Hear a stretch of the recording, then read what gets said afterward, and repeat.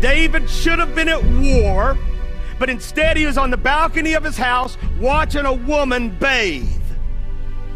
He lusted over her, called his people, said, go get her, I want her. He took her, had sex with her, and then he realizes that he's in a big mess.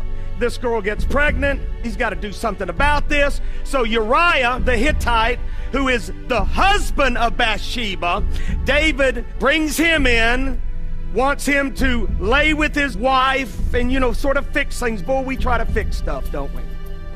From the very beginning, we sowed fig leaves. From the very beginning, we try to fix our sin, try to cover up our sin. You can't cover it up. You got to get it washed clean. God's got to take care of it. So Uriah the Hittite, eventually, David sends him to the front line and has the husband killed. Okay, so now David is an adulterer and a murderer. And in 2 Samuel chapter 12, verse 1, look at this. Then the Lord sent Nathan to David, prophet.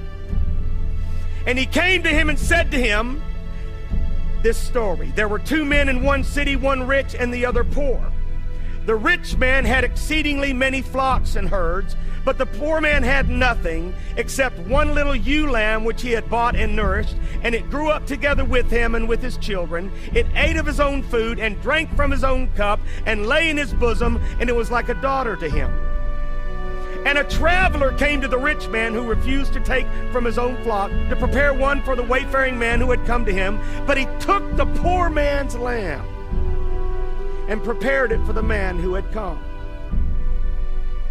Prophet of God telling a story, and the sinner listening.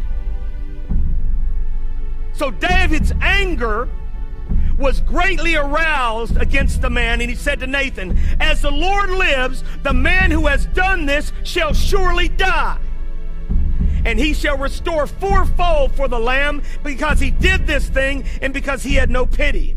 Then Nathan said to David, you are the man.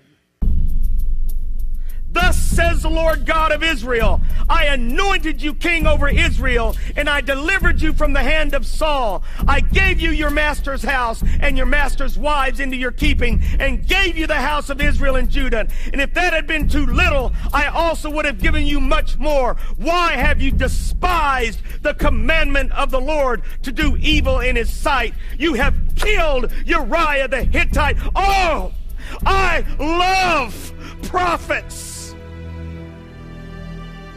And I love preachers of righteousness.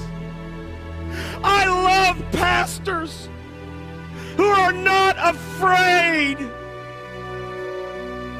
of their people. I love pastors who are not ashamed of the whole truth. I love pastors who will call sin, sin, even if it means losing the biggest giver in the church. I love pastors. Dear Jesus, some of you are watching at home. The reason you're not happy is because God's not happy.